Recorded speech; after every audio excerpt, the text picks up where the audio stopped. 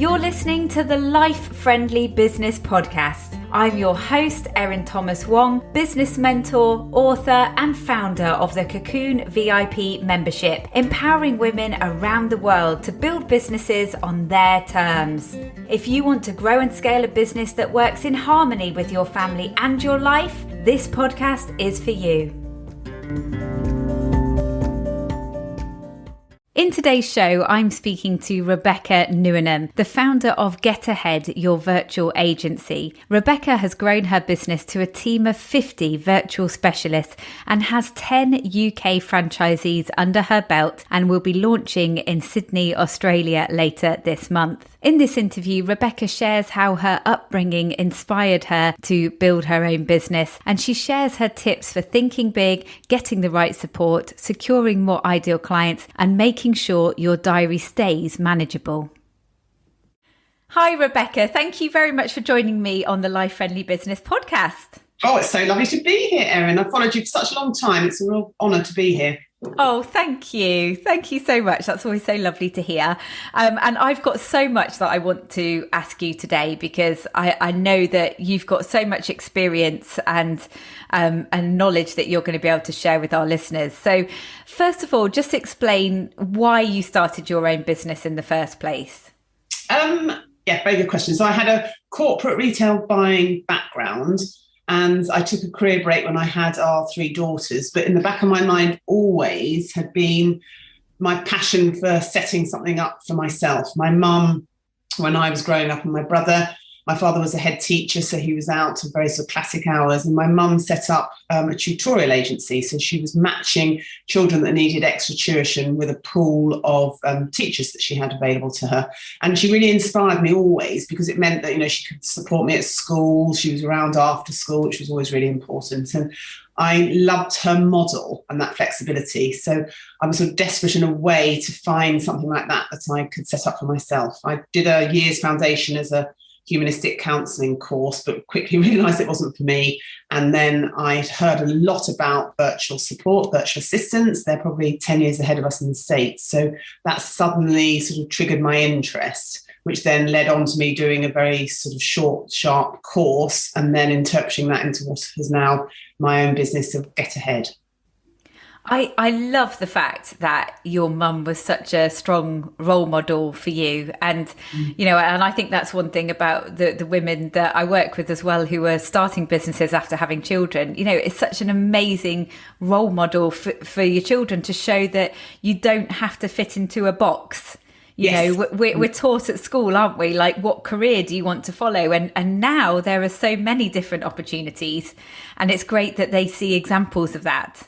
Yes. Oh, no. And I've got videos from, you know, my girls are now, 15, 17 and 20 this weekend, which makes me feel really old.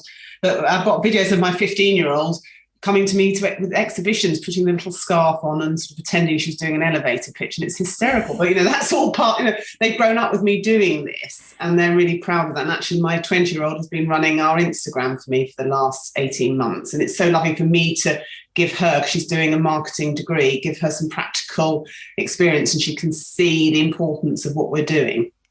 That's wonderful. That's brilliant. So one thing that I'd like to ask you, because obviously, you have set up a really solid business model and you've got your agency model where you've got 50 virtual experts working for you.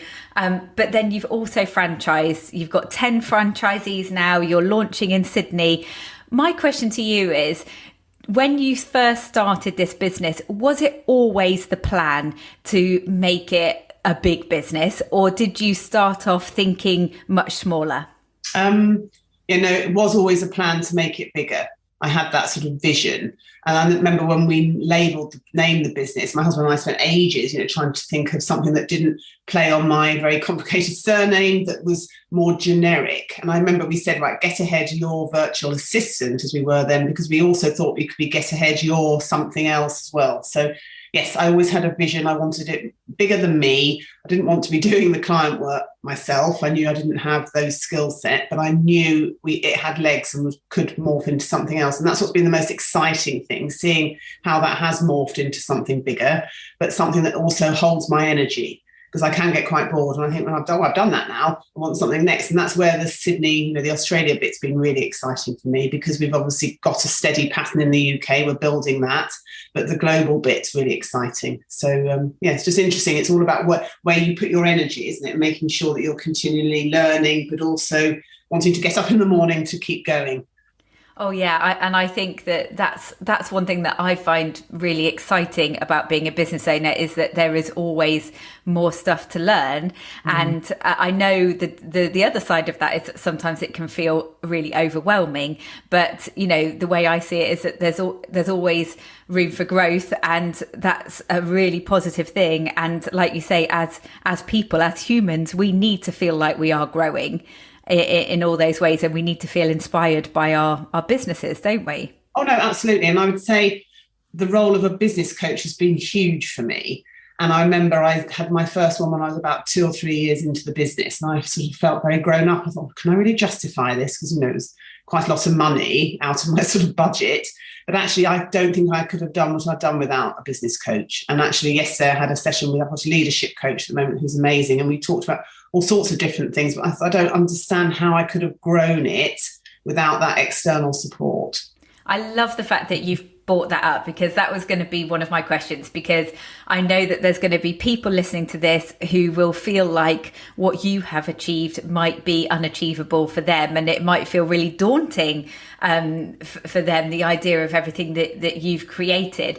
But the point is that I assume that you've taken on people who have that expertise, and to be able to guide you to the place that you're at now. Oh, absolutely. And I sort of describe them often as my sort of professional family.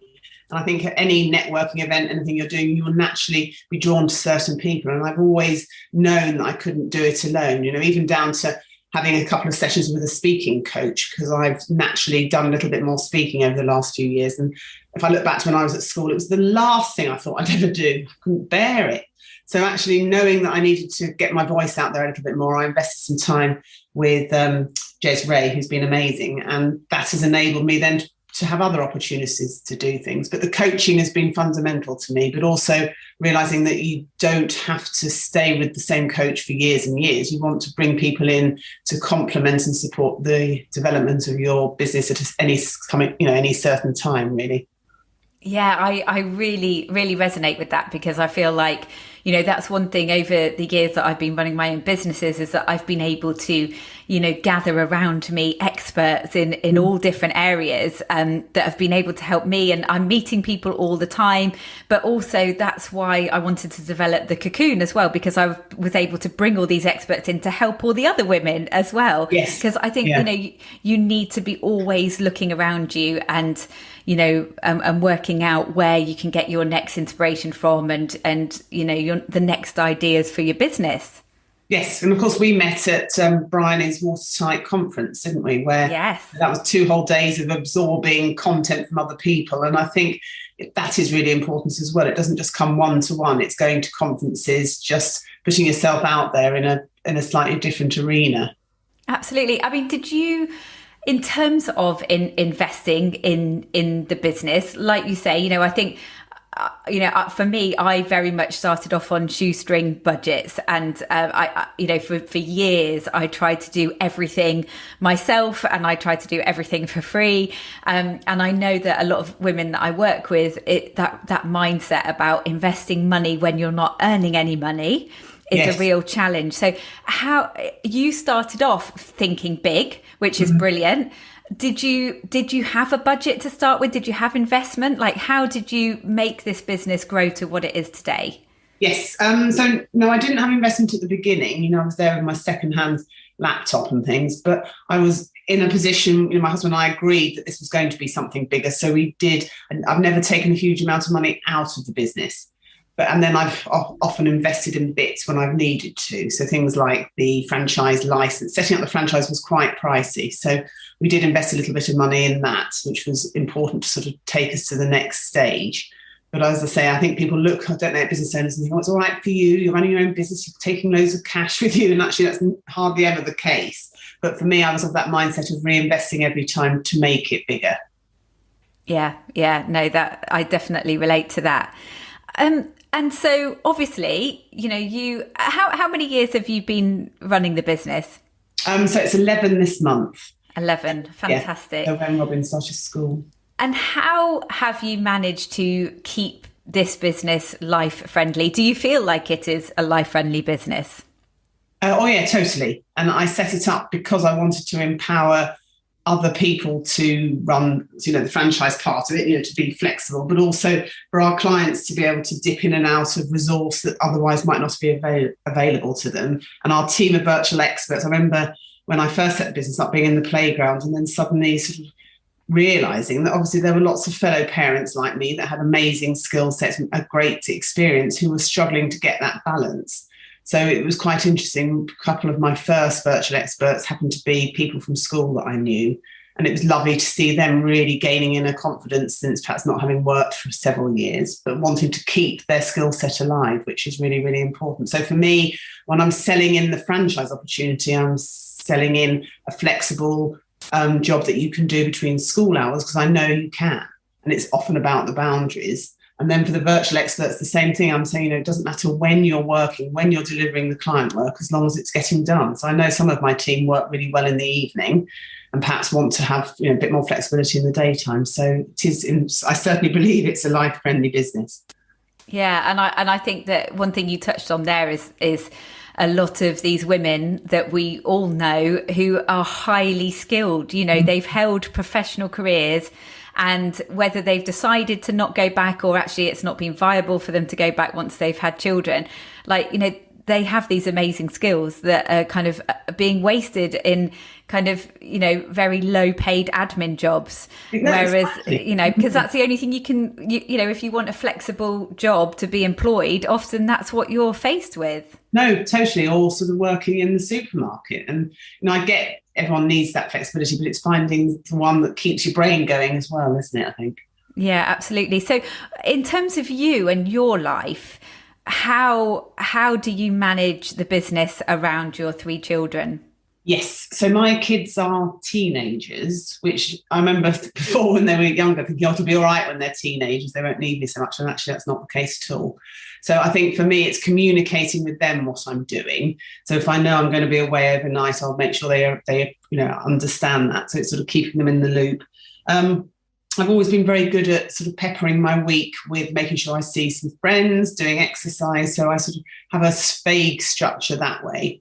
And I have to say I found Calendly to be one of my best friends in lockdown, because I sort of had never really managed my diary particularly well. I've been forever sending out lists of dates for people. So things like that to make my life easier have definitely helped. And boundary setting, so making sure I try and stop at 4:00, see the girls for a little bit, and then I might pop back a little bit later. But I've always tried, again, not to do evening work, because I'm not an evening person. I like to be tucked up in bed by 10.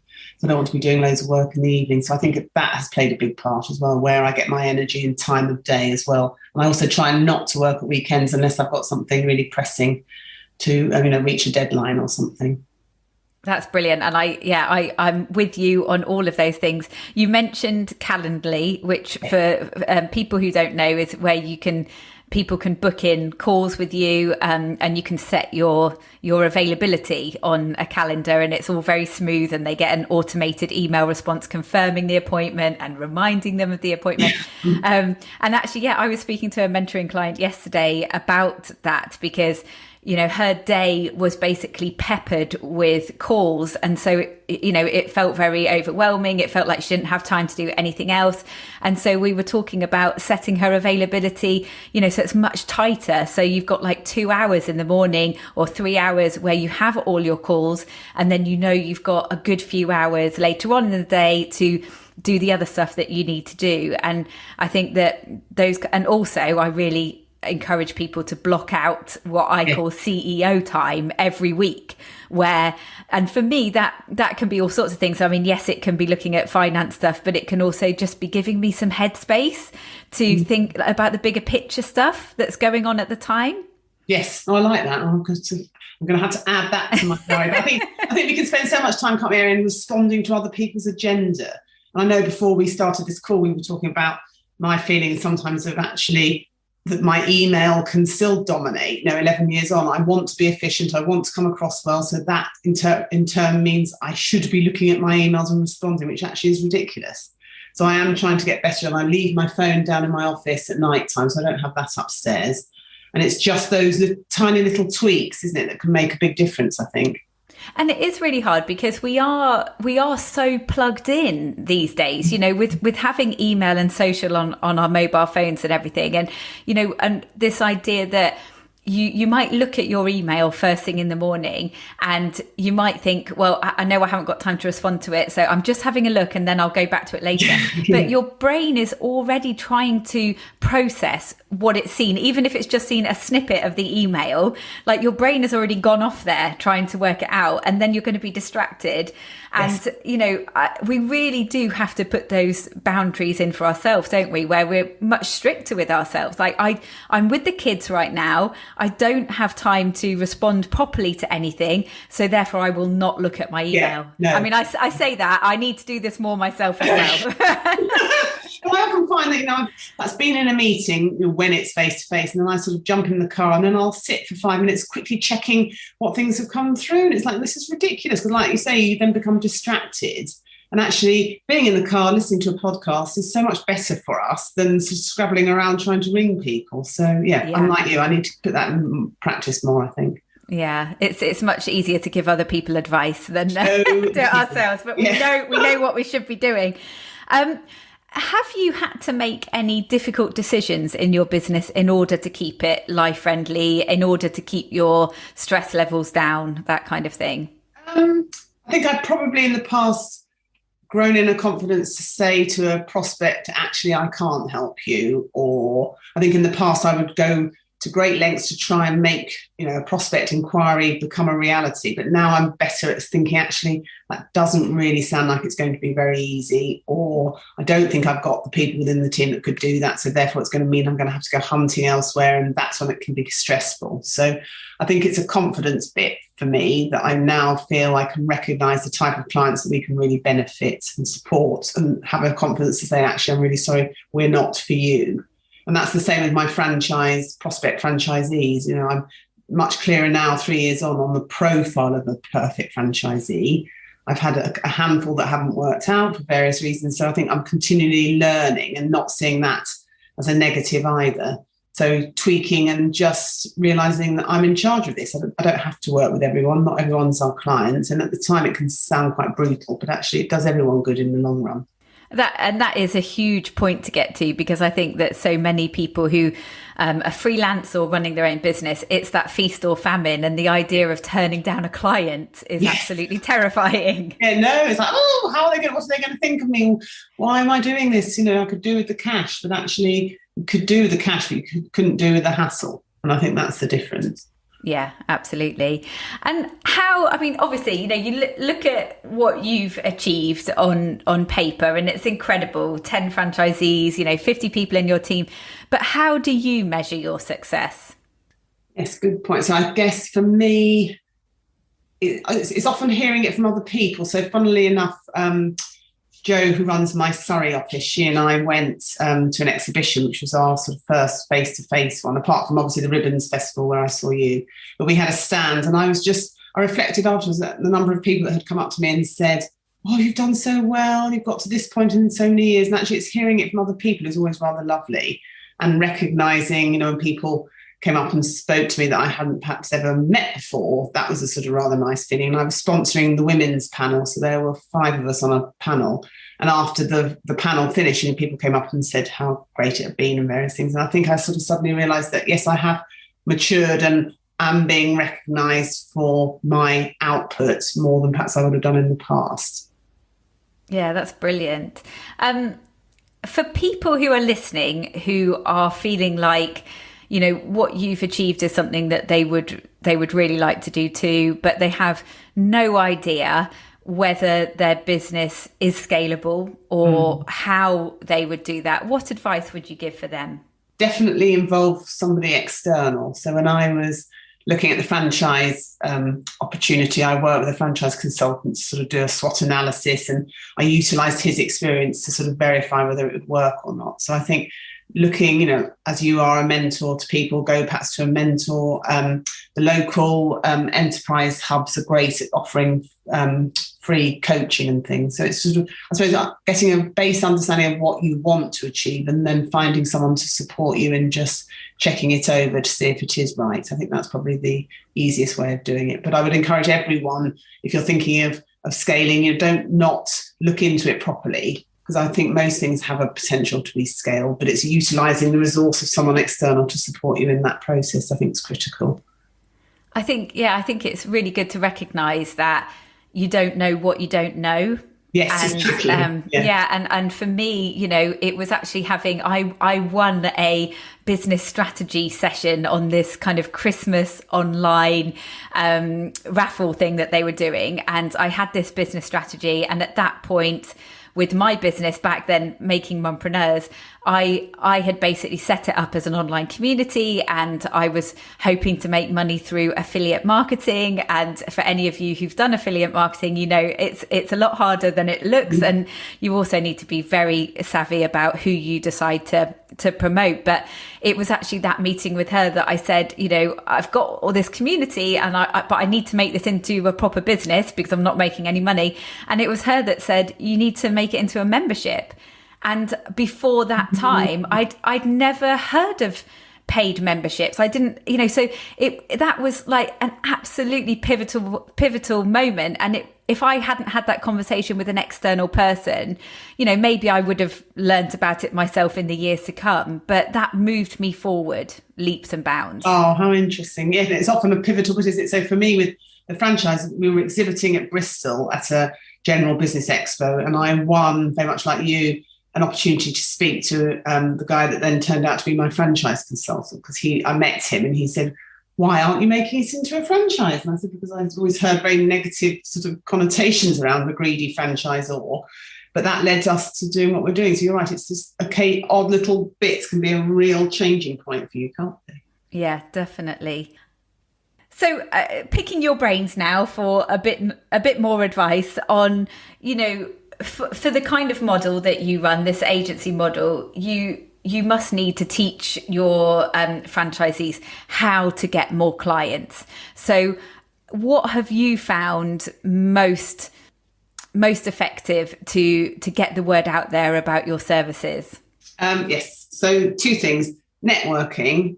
So the actual physical face-to-face, or obviously online. That's what I say to all my franchisees when they're joining. You have to almost go to the opening of a crisp packet. You need to be at every opportunity you can to get people to remember you, because we all know, people buy from people, don't they? But they need to see you more than a handful of times to even remember what you do or understand what you do. So networking, really honing in on your elevator pitch, but also understanding the role of networking. So not just broadcasting about yourself the whole time. This of really getting to know other people. The power of the one-to-one is huge. And again, I'll say, when you go to a networking meeting, try and come away with dates for 2 one-to-ones that you can then meet up with someone else. And when you're having a one-to-one, don't just launch into yourself. Always start with the other person, ask what they're doing, even ask what help they might need, so you can try and link them with other people. And then secondly, I would say LinkedIn, certainly for our business, is huge. I get, Instagram plays a big part in perhaps a more creative business, but LinkedIn I absolutely adore, and I will dedicate special time to that every day to make sure that I'm commenting on things and putting posts out on there. And our company page has grown quite considerably over the last year or so on LinkedIn. And I can see that playing a role as well, so you can share news and things. So I think those would be my 2 areas of, client development and making sure that you're in the arena where your ideal clients hang out. So for us, LinkedIn is where the business owners and founders generally will see us. And then that leads on, obviously, to referral. And I would say a majority of my personal business comes through referral from other people, which again is a reflection then on me having got the message out there and told people what we're about, and them understanding what we can offer, which is great. I've got 2 questions about that. Well, not questions, comments and questions. One is about networking. I think that is something that people misunderstand, and people go to a networking meeting and feel like if they haven't made a sale, then it's a complete waste of time. And it's a longer term strategy, isn't it? It's about it's about building friendships and connections, and the fact that that person that you meet at the networking, they might not become a customer, but they might have friends that become, that they spread the word. No, absolutely. I always say that you don't know when you're talking in a networking environment, you're also talking to those people's connections as well, because if they're of the right mindset, they'll then link you together that way, which is why it's so important to spend the time getting to know people, because that's really like your sort of a market stand, is that you're out there telling people what you're about. And that boils down to making sure you're consistent in how you look, not turning up in joggers, but wanting to sort of make your brand stand out. And I think that's one thing with our orange logo, we get recognised, sometimes for EasyJet, but not always.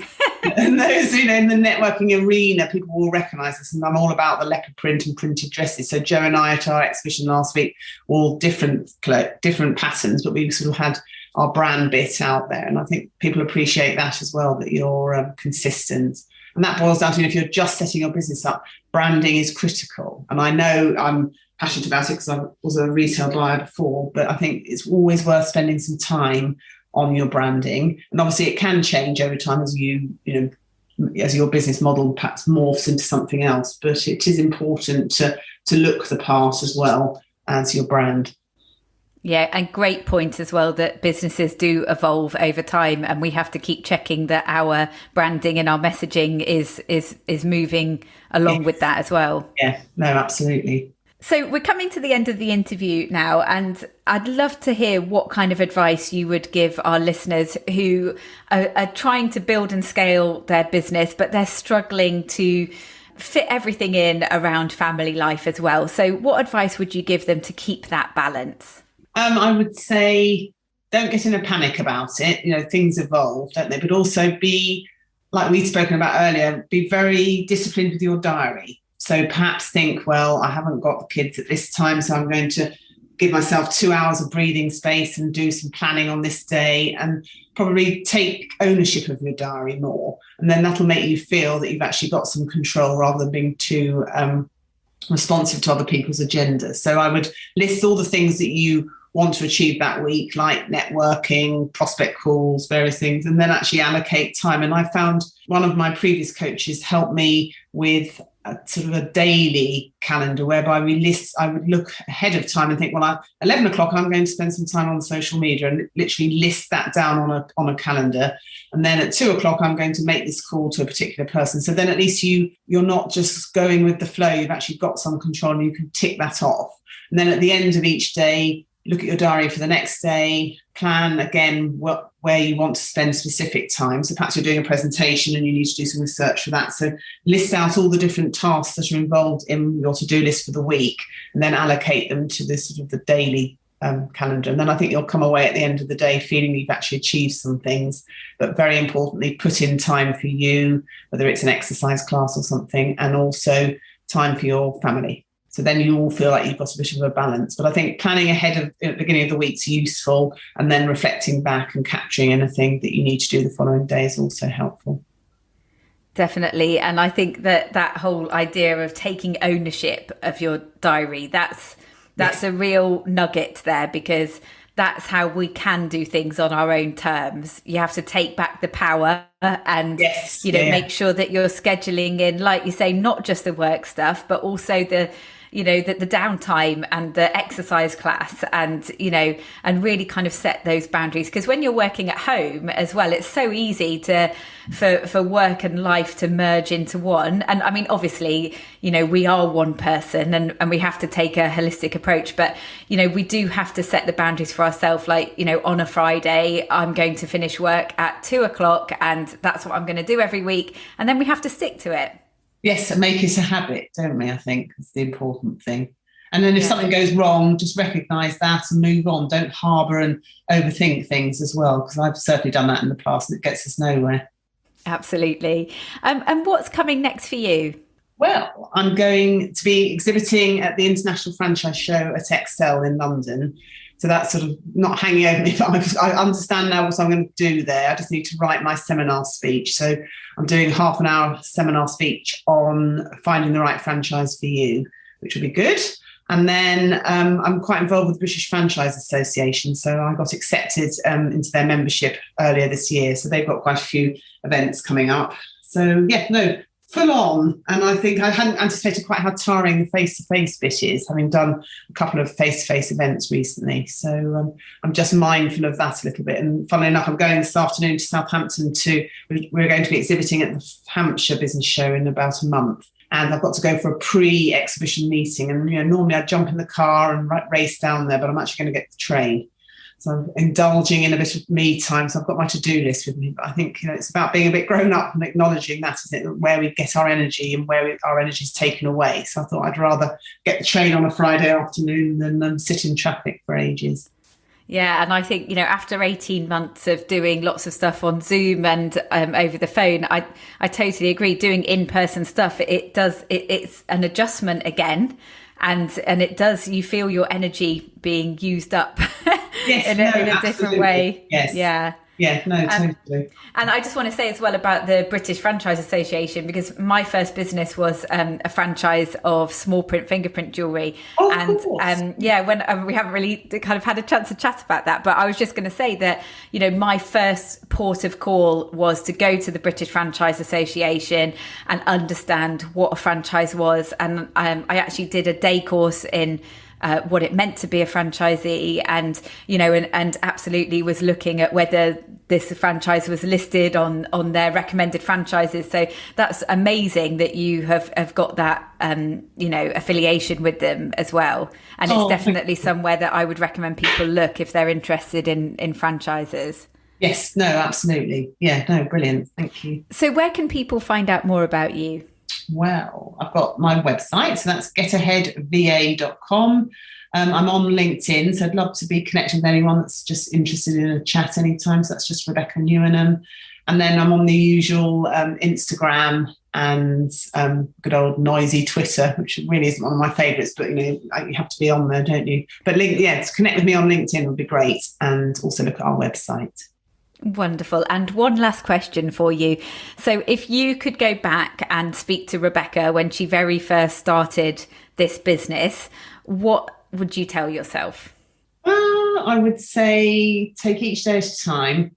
Don't get your knickers in a twist. And the right thing will come your way. I've always been very good at sticking to my lane on the motorway, so to speak. And I would just say, keep doing that. Do what gives you energy, and don't get sort of weighed down by the competition. Excellent advice. Thank you. Brilliant. Thank you so much. It's been an absolute pleasure to speak to you.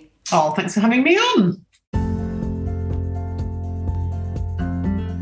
You've been listening to the Life Friendly Business podcast, which is all about carving your own path and doing it at your own pace. But I know that's not easy to do. So to help you decide what a life-friendly business looks like for you and help you to stick to the boundaries and commitments needed to create that, I've created the Life Friendly Business Prescription. Download this free workbook and spend 30 to 60 minutes reflecting on what life-friendly means to you and the changes you may need to make in order to achieve the work-life balance you desire. Once you've made these decisions, you can add them to your own printable life-friendly business prescription that you can put on your wall to remind yourself that you have the power to design your very own life-friendly business. Download yours now at lifefriendlybusiness.com/prescription.